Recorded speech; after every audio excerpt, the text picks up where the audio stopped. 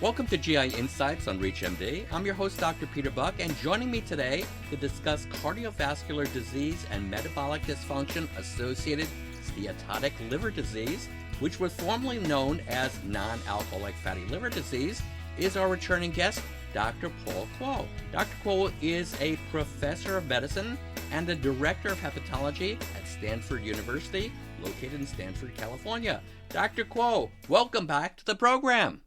Thanks so much for having me.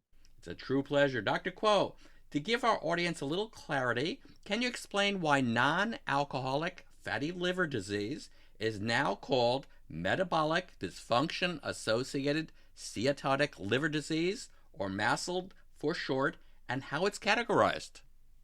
Yes, so this was the new nomenclature. It came about because of the need to try to reach consensus on an overarching term that can encompass all of the various causes of fatty liver disease.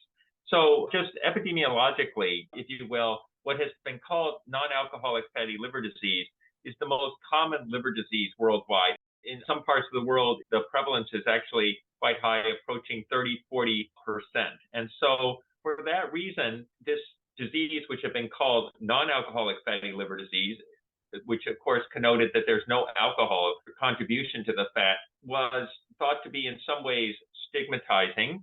And then number two, didn't really accurately convey the interplay between metabolic-driven steatosis, which can come from insulin resistance and all of the other metabolic dysfunction-associated inflammatory patterns, as well as the contributions of alcohol. And so because the steatotic liver disease, or which is fatty liver, just contributes so much to the liver disease that we see, it was felt that this term steatosis or steatohepatitis needed to be the underlying foundation for the liver disease.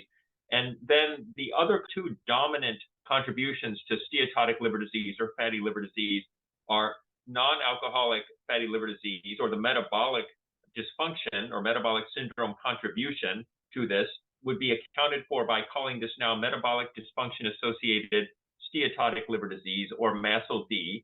And this is now defined as somebody who has hepatic steatosis and at least one of the 5 traditional cardiometabolic risk factors that we typically contribute to metabolic syndrome. So that was the metabolic component.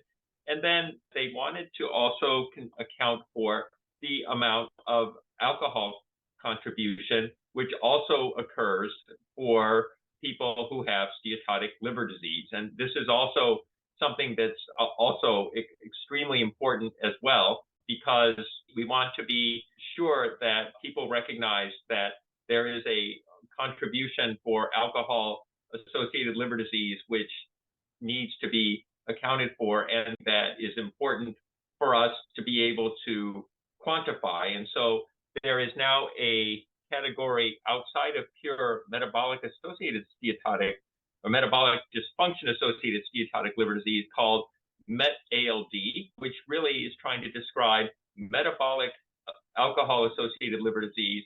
And these are individuals who consume greater amounts of alcohol, which has been defined empirically is 140 grams a week for females and 210 grams a week for males, respectively.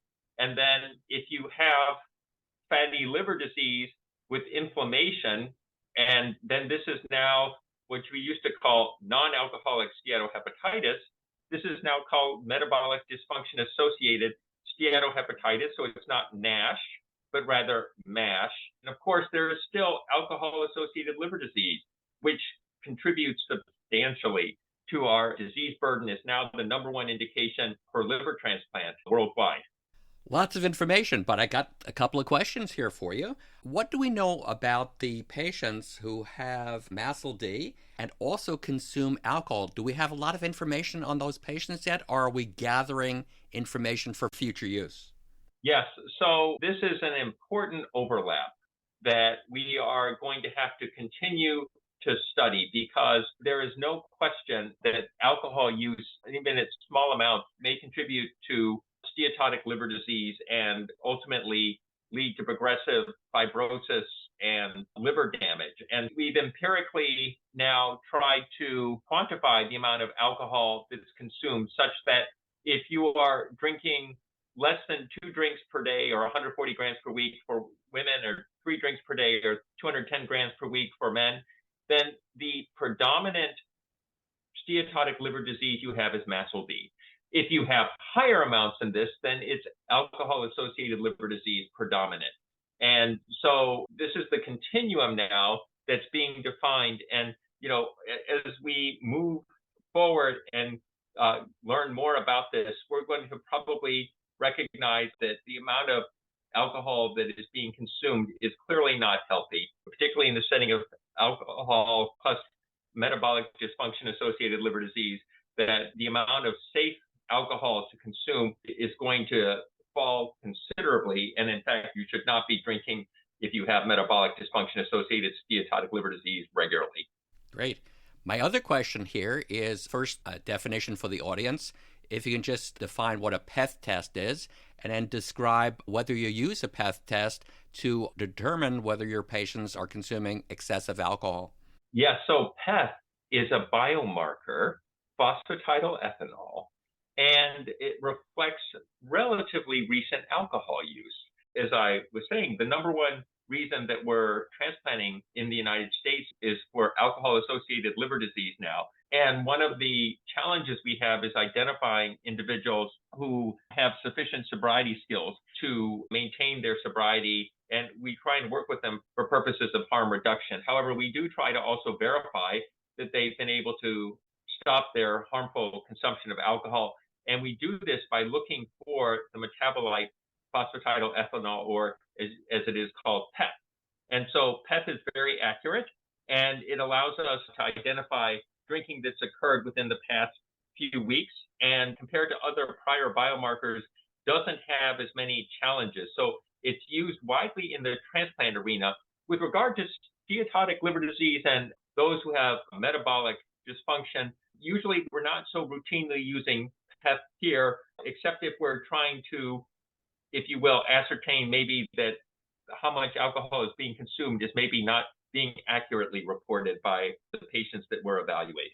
For those just tuning in, you're listening to GI Insights on ReachMD. I'm Dr. Peter Buch, and I'm speaking with Dr. Paul Kuo about metabolic dysfunction-associated steatotic liver disease. So, Dr. Kuo, should patients with MASLD also be concerned about cardiovascular disease? Yes.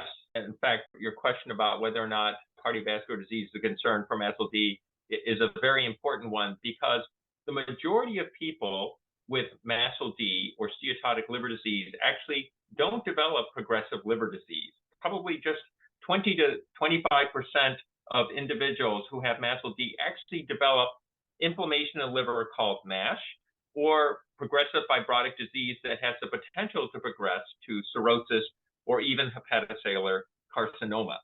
So what drives the mortality then for people who have MASLD is actually cardiovascular events. And so that is why we counsel all of our patients who have metabolic liver disease that they are at increased risk for future cardiovascular outcomes. And so when we see our patients with metabolic dysfunction-associated steatotic liver disease, we're evaluating them and just counseling them that they need to pay attention to their cardiovascular health, because they are at risk for things such as heart attacks, strokes, peripheral vascular disease, congestive heart failure. All of these are sequelae of atherosclerotic cardiovascular disease. And so these areas must also be carefully followed by their patients and their family physicians. This is a perfect segue. And what modifications could address cardiovascular risks in patients with MASLD? So they are the traditional good health. So they should have things like their hypertension managed well. Many people with MASLD have dyslipidemia. This means they'll have high cholesterol and high triglycerides, and these need to be managed as well. The presence of the metabolic syndrome with hypertension, obesity, and all of those risk factors also need to be addressed as well. In addition to aggressively addressing blood pressure management, diabetes, optimization, there are certain classes of medicines that are probably underutilized, and we need to be more aggressive in utilizing these. For instance, the statin therapies are considered a first-line therapy for primary prevention, and many physicians are actually hesitant to use them in patients with liver disease because it turns out they have a tremendous safety record, and they are a class of medicines that we should be using if appropriate in patients who have MASLD and cardiovascular risk factors. In addition, the sodium glucose cotransporter 2, SGLT2 inhibitors, and then the glucagon-like receptor GLP-1. These are medicines such as semaglutide, which are all the rage for losing weight, but they also have beneficial effects in those with fatty liver disease and cardiovascular outcomes. And there's good preliminary data in early phase trials that some of these medicines can improve metabolic dysfunction-associated steatotic liver disease, that is, resolve the inflammation and damage. So all of these need to be combined with a healthier lifestyle that would include things like avoiding alcohol. I tell my patients who have MASLD, it's not that they can't drink, but they should really limit their amount of alcohol. And that can be sometimes a very unpopular recommendation, but with MASLD, I think it will be beneficial. Thank you. And in the last few moments of our discussion, Dr. Kuo, is there anything else you'd like to share about MASLD and cardiovascular disease with our audience? A couple of important things. So number one, with the worldwide prevalence of MASLD, it's important that we just recognize and intervene in those who have metabolic syndrome, and we screen appropriately for MASLD. Some of the more sobering statistics that are emerging are that between MASLD and alcohol, these are going to be the dominant liver diseases over the next 20 years or 30 years. And happily, these diseases, while difficult to address, actually are diseases that we can identify early. And we're really trying to emphasize screening for these diseases at the earliest stages and catching these disorders before you develop significant complications of fibrosis, cirrhosis, or you develop significant cardiovascular outcomes.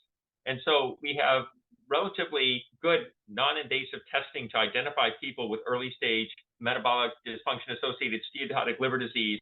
And there aren't enough liver doctors, endocrinologists, and cardiologists to take care of all of these patients. So we're going to really rely on a partnership with our primary care providers who can help us identify these people and appropriately risk stratify them so that those with liver problems can come to the liver doctors, those with cardiovascular issues can come to the cardiologist.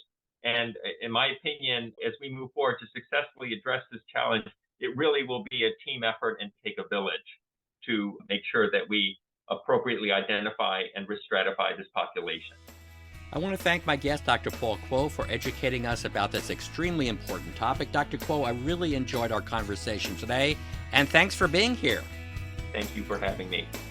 For ReachMD, I'm Dr. Peter Buch. To access this and other episodes in this series, visit reachmd.com/GI Insights, where you can be part of the knowledge. Thanks for listening.